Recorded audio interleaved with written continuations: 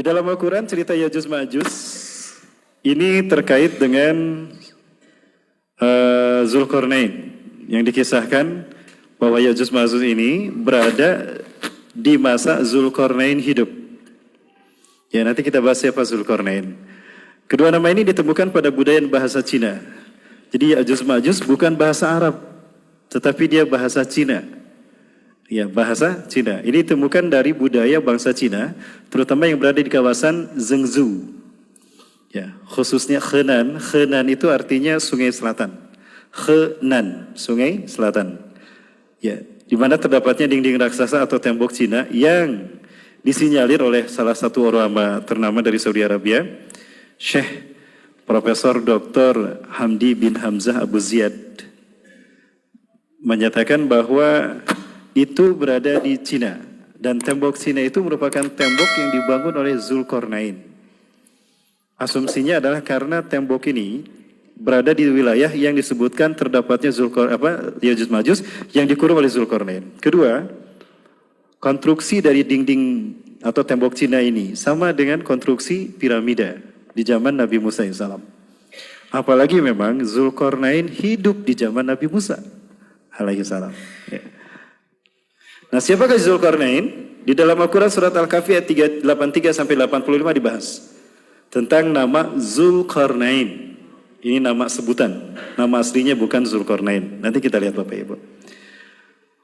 Di dalam ayat ini Allah menjelaskan, a'udzubillahi minasyaitonir rajim, wa yas'alunaka an Dzulqarnain. Mereka bertanya kepada engkau Muhammad tentang Dzulqarnain. Siapakah dia? Qul, katakanlah oleh Muhammad, sa'atslu 'alaikum minhu dzikra. Aku akan menerangkan kepada kalian tentang siapa dia. Inna makanna lahu fil ardi wa atainahu min kulli syai'in sababa. Inna, sesungguhnya kami, makanna lahu, kami menguatkan dia, ya. Kami memberikan kekuasaan kepadanya, lahu fil ardi, di muka bumi. Kalimat inna makanna lahu fil ardi ini menjadi satu pembahasan ulama bahwa beliau adalah orang pilihan Allah. Oh, berarti ada kelebihan yang dimiliki Zulkarnain sehingga Allah memilihnya dan Allah memberikan kekuasaan kepadanya. Kalimat makanna lahu artinya menguatkan dia dengan kekuasaan yang Allah berikan. Nah, berarti dia adalah seorang raja kemungkinan. Seorang raja. Kemudian wa atainahu min kulli syai'in sababa, dan kami telah memberikan kepadanya jalan untuk mencapai segala sesuatu. Kalimat ini dinyatakan oleh para ahli tafsir, Allah memberikan kepadanya ilmu yang sangat banyak, ilmu yang sangat tinggi dan dalam. Dan Allah memberikan kepadanya berbagai macam keahlian yang dibutuhkan sebagai seorang utusan, yang Allah kuatkan dengan kekuasaan. Artinya dia memiliki kelebihan, sehingga apapun yang dia temukan, kesulitan apapun yang dialami oleh umat yang ditemukan oleh beliau, itu selalu ada solusi, termasuk solusi menghadapi Ya'juj dan Ma'juj. Ya. Fatbah sababa, maka dia pun menempuh satu jalan. Hatta idza balagha maghrib asy-syamsi wajadaha taghrubu fi 'ainin hamiyatin. Hatta idza balagha, sehingga apabila dia sampai maghrib asy-syamsi, tempat terbenamnya matahari. Satu tempat pertama yang disebutkan terkait dengan Zulkarnain, tempat terbenamnya matahari. Nah, ini banyak memicu para ulama ahli sejarah untuk melakukan eksplorasi, ya, penjelajahan. Di manakah tempat yang disebut terbenamnya matahari? Syekh Hamdi bin Hamzah Abu Ziyad, beliau menemukan bahwa tempat yang dimasukkan dalam Al-Quran terbenamnya matahari adalah Maldives atau Maladewa, karena di sana banyak ditemukan lumpur hitam. Ditemukannya lumpur hitam yang disebutkan di sini, fi ainin hamiatin, di dalam air atau lumpur yang berwarna hitam. Kemudian juga di sana banyak ditemukan manuskrip sejarah yang terkait dengan Ya'juj Ma'juj. Juga ada silsilah-silsilah yang kalau diteliti ternyata nyambung ke Zulkarnain. Nah, hal ini yang membuat Syekh Hamzah bin Hamdi Abu Ziyad, beliau meyakini negeri matahari terbenam itu adalah Maldives. Wa wajada indaha qauman. Zulkarnain menemukan satu kaum di tempat terbenamnya matahari. Kulna, kami berfirman kepada ya Zulkarnain, kepada Zulkarnain, hai Zulkarnain, imma an tu'adziba wa imma an tattakhida fihim husna. Hai Zulkarnain, engkau boleh menyiksa mereka atau memberikan balasan kebaikan kepada mereka, kaum yang kau dapati. Nah, kalimat imma an tu'adziba wa imma an tattakhida fihim husna ini menjadi satu alasan bagi para ulama ahli tafsir untuk menyebutnya Rasul, Nabi dan Rasul. Karena yang berhak menyiksa dan mengazab satu kaum itu adalah Nabi dan Rasul. Dari sini para ulama menyebutkan, oh kalau begitu Zulkarnain adalah seorang Nabi dan Rasul Allah. Di luar Nabi dan Rasul yang 25. Nah, hal ini membuat saya meneliti berapa sih sebetulnya jumlah Nabi dan Rasul. Selama ini yang kita tahu ada 25 Nabi dan Rasul ya, yang wajib kita imani. Tapi ternyata jumlah Nabi dan Rasul itu lebih dari itu. Di dalam hadis riwayat Imam Ahmad dari sahabat Abu Dzar Al-Ghifari, ternyata jumlah Nabi itu ada 124.000 orang. 124.000 orang. Nah, dari 124.000 orang Nabi, ada yang menjadi Rasul. 315 orang include di dalam jumlah Nabi. Jadi dari 124.000 Nabi ada 315 yang menjadi Rasul. Nah, dari sini muncul pemahaman Nabi belum tentu Rasul, Rasul sudah pasti Nabi. Nah, di antara yang belum disebutkan itu adalah Zulkarnain. Ya, Zulkarnain. Qala, Zulkarnain berkata, amma man zalama fasawfa nu'adzibuhu summa yuraddu ila rabbih fayu'adzibuhu 'adzaban nukra. Amma man zalama, adapun orang yang zalim, fasawfa nu'adzibu, kami akan menyiksanya. Orang yang zalim ini kami akan menyiksanya. Summa yuraddu ila rabbih, kemudian akan dikembalikan dia kepada Tuhannya, fayu'adzibuhu 'adzaban nukra, sehingga Tuhan yang mengazabnya dengan azab yang tiada taranya. Nah, kalimat ini tidak diucapkan melainkan oleh seorang Nabi dan Rasul. Sehingga makin kuat keyakinan para ahli tafsir bahwa beliau ini adalah Nabi dan Rasul. Wa man amana wa amila sholihan. Adapun orang yang beriman dan melaksanakan amal soleh. Menarik di sini kalimat amal soleh selalu dikaitkan dengan iman. Wa amma man amana wa amila sholihan. Adapun yang beriman dan beramal soleh. Nah, kalimat ini selalu nyambung sebagaimana dalam surat-surat yang lain. Wal asri innal insana lafi khusrin illa alladziina amanu wa amilus sholihat. Atau surat Atin. Sumaradanahu lil asfal safilin, sumaradanahu asfal safilin ila alladziina amanu wa amilus sholihat. Kenapa amal soleh dikaitkan disimpan setelah orang beriman? Karena iman hanya bisa diwujudkan dengan amal soleh, tidak dengan amal salah, Bapak Ibu. Betul? Hanya bisa dengan amal soleh. Sehingga jika ada orang beriman, mengaku beriman tapi perbuatannya salah, oh berarti ada yang salah dengan imannya. Maksudnya itu. Nah, baik, kembali ke sini. Adapun yang beriman dan beramal soleh, falahu jazaa'anil husna, maka dia akan mendapatkan balasan yang baik. Wa sanaqulu lahu min amrina yusra, dan kami akan memudahkan kepadanya dalam hal melaksanakan perintah-perintah kami. Ini ayat berbicara tentang Zulkarnain, yang kemudian di dalam penafsirannya kita menemukan pembahasan. Dia Allah berikan kekuasaan, Allah memberikan padanya kemampuan yang tidak dimiliki manusia yang lain, dan Allah mengutusnya menjadi Nabi dan Rasul. Ya, salah satu yang terkenal darinya adalah beliau memiliki ilmu pengetahuan yang dalam. Ya, kalau kita lihat bukan hanya iman yang kuat, tetapi juga pengetahuan yang dalam, penguasaan tentang sains dan teknologi. Ini yang banyak dibahas oleh Syekh Hamdi bin Hamzah Abu Zaid. Nah, Zulkarnain nama aslinya adalah Amni Khatib IV. Ya, Amni Khatib IV. Dan dia adalah laki-laki yang ada di dalam Quran surat Ghafir. Coba Bapak Ibu kita lihat di dalam Quran surat Ghafir. Seseorang yang disebutkan Allah yang berkata kepada Fir'aun ketika Fir'aun menangkap dan menyiksa para penyihir yang kemudian beriman kepada Allah lewat Nabi Musa. Ketika sihir mereka kalah oleh Nabi Musa, mereka beriman pada Allah, khudu sujadan, mereka sujud kepada Allah, bertaubat dan beriman pada Allah dan Nabi Musa. Ditangkap dan disiksa oleh Fir'aun. Nah, di saat itu Dinyatakan oleh Allah, faqala ar-rajulul ladzi yaktumu imanahu min ali fir'aun.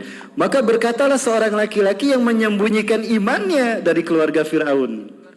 Seorang laki-laki yang menyembunyikan imannya dari keluarga Firaun. Nah, ini merujuk kepada sosok yang bernama Zulkarnain, Amni Khatib. Ya. Bapak Ibu, boleh saya kisahkan sedikit tentang Amni Khatib ya Bapak Ibu ya? Nah, Amni Khatib ini dikatakan tadi, coba kita buka ayatnya. Coba Bapak Ibu juga sama-sama buka. Surat Ghafir, surat Ghafir itu surat ke-40. Saya agak lupa lagi ayat yang ke-28 atau berapa tuh? Dosen saya membuka kitabnya membahas masalahnya, saya sempat tanya sendiri, saya bilang Syekh, jumlahnya itu berapa? Nah ya, surat Ghafir ayat ke-28. Karena ada hadis yang berbunyi sebuah sungai, kalau tidak salah namanya surat ke-40. A'udzubillahi minasyaitonirrajim. Wa qala rajulun, dan berkatalah seorang laki-laki mukminun yang beriman min ali Fir'aun, dari keluarga Fir'aun. kata Nabi SAW, mereka Yaktumu imanahu, yang menyembunyikan keimanannya. Kenapa imannya disembunyikan? Karena pada saat itu ketika menampakkan imannya itu bahaya. Kebahayaan resikonya adalah ditangkap dan disiksa, bahkan dibunuh. Siti Aisyah ya, itu meninggal karena dibunuh dan menyatakan keimanannya kepada Allah Azza wa Jalla. Kepalanya dipecahkan oleh Firaun dengan ditindih menggunakan batu. Nah, itu resiko orang menyatakan keimanannya. Sehingga laki-laki beriman ini, walaupun dia keluarga Firaun, dia menyembunyikan imannya. Dan dia berkata kepada Firaun, "Ataqtuluna rajulan ayyakula rabbi Allah?" Apakah kalian hendak membunuh mereka laki-laki, orang-orang yang mengatakan Tuhanku adalah Allah?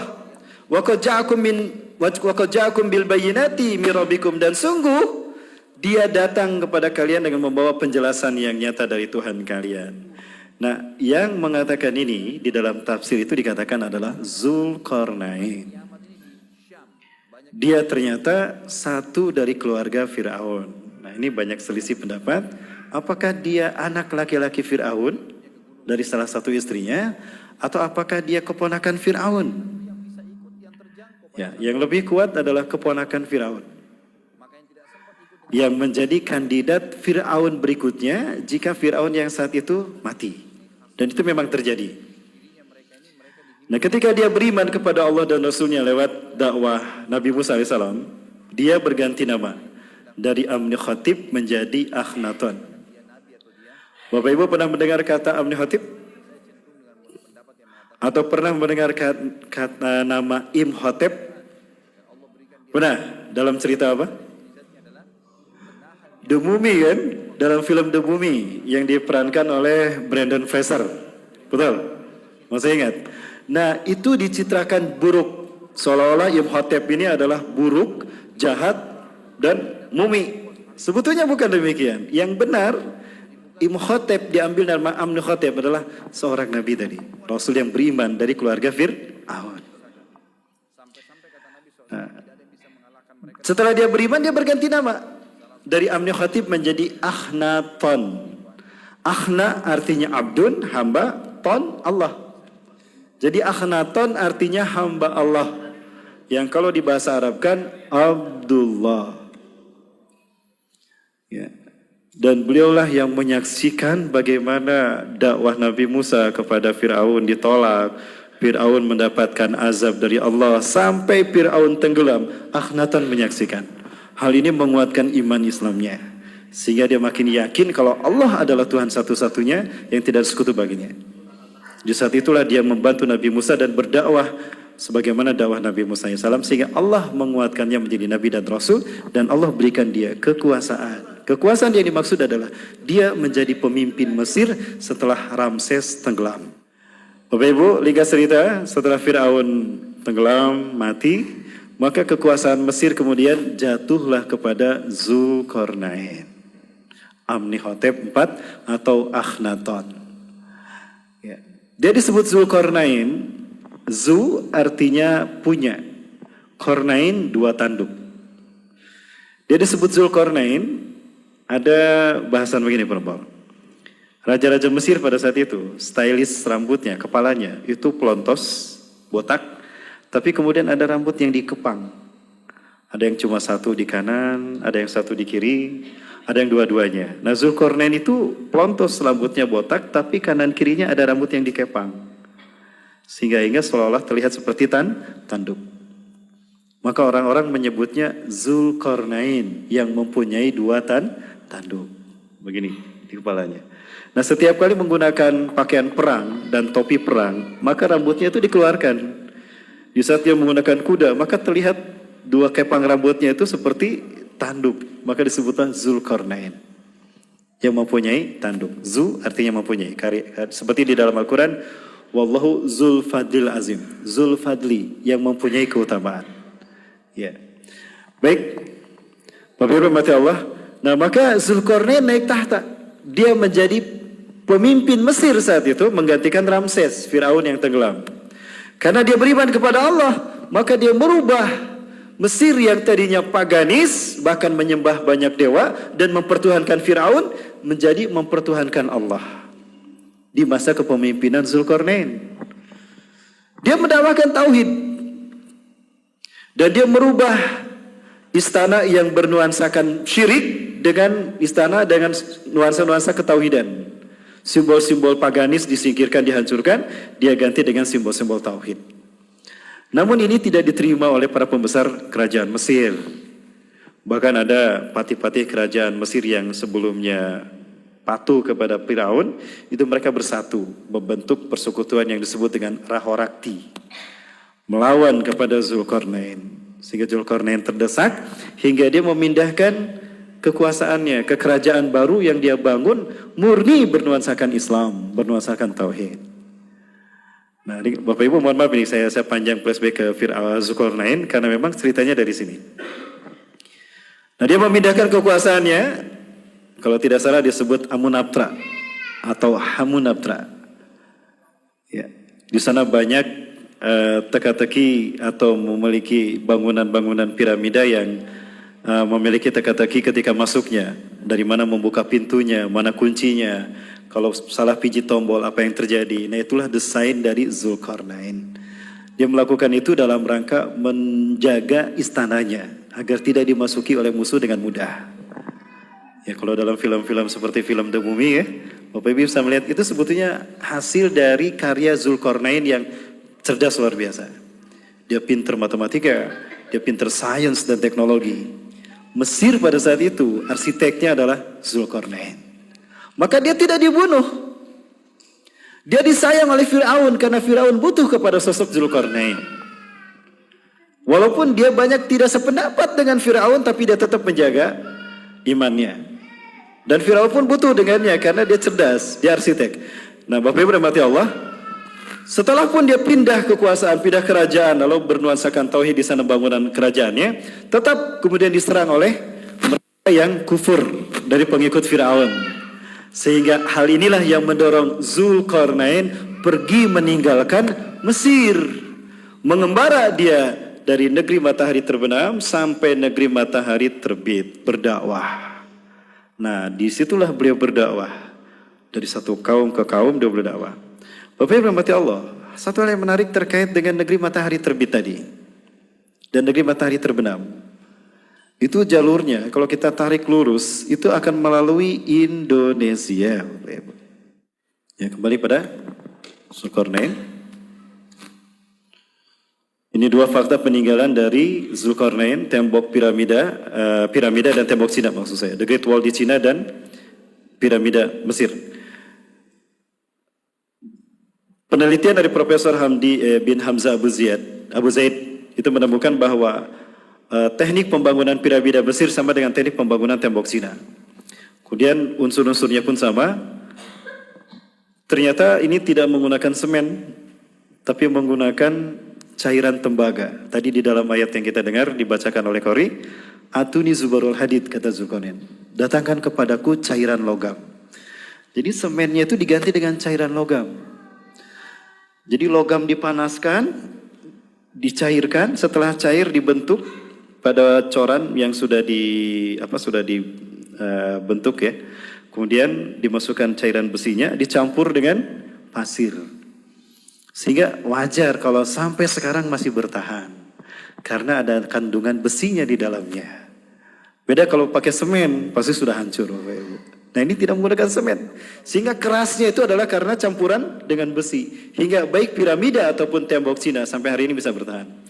Penelitian yang dilakukan oleh Profesor Hamdi bin Hamzah Abu Zaid ini menunjukkan bahwa ada karakter yang sama dari konstruksi piramida dan tembok Cina. Hal ini membuat dia yakin kalau yang membangun tembok Cina adalah Zulkarnain yang diutus Allah untuk mengurung Ya'juj dan Ma'juj. Nah, Ya'juj Ma'juj di masa Zulkarnain ini, dia melakukan pembantaian kepada umat manusia. Dan bukan hanya dibantai, tapi juga di antara mereka ada yang memakan daging manusia. Nah, jadi mereka ini adalah manusia-manusia yang kanibal. Nah, karena kezaliman mereka inilah yang membuat Allah memerintahkan Zulkarnain untuk menghukum mereka dengan cara dikurung. Sehingga dia terisolasi dan mereka ini tidak bisa bergaul dengan dunia luar. Terkurung di wilayah yang diyakini berada di antara dua gunung As-Sadain di dalam Quran Surat Al-Kahfi. Wajadas Sadaini. Zulkarnain menemukan dua gunung yang di tengah-tengahnya ada kaum. Nah kaum ini kadu la yafqahuna qawla. Hampir-hampir tidak difahami kata-kata mereka. Bahasa mereka sangat susah. Tapi karena Allah memberikan pemahaman yang luar biasa, ilmu yang luar biasa pada Zulkarnain, Zulkarnain bisa memahami bahasa mereka. Sehingga bahasa mereka difahami dan mereka pun mengeluhkan kezakatan Ya'juj Ma'juj. Ditolonglah mereka oleh Zulkarnain dengan cara dibuatkan tembok Cina ini. Menurut versi Syekh ini. Sehingga tembok Cina ini menyelamatkan kaum yang tadi dari kejahatan Ya'juj Ma'juj. Bapak Ibu dirahmati Allah, hal ini meninggalkan kisah kepada kita bahwa di sana ada orang-orang yang beriman kepada Allah yang telah didakwahi oleh Zulkarnain sejak zaman Nabi Musa alaihi salam. Maka jangan heran kalau di Henan, di Zhengzhou, Bapak Ibu bisa menemukan masjid yang usianya 2500 tahun.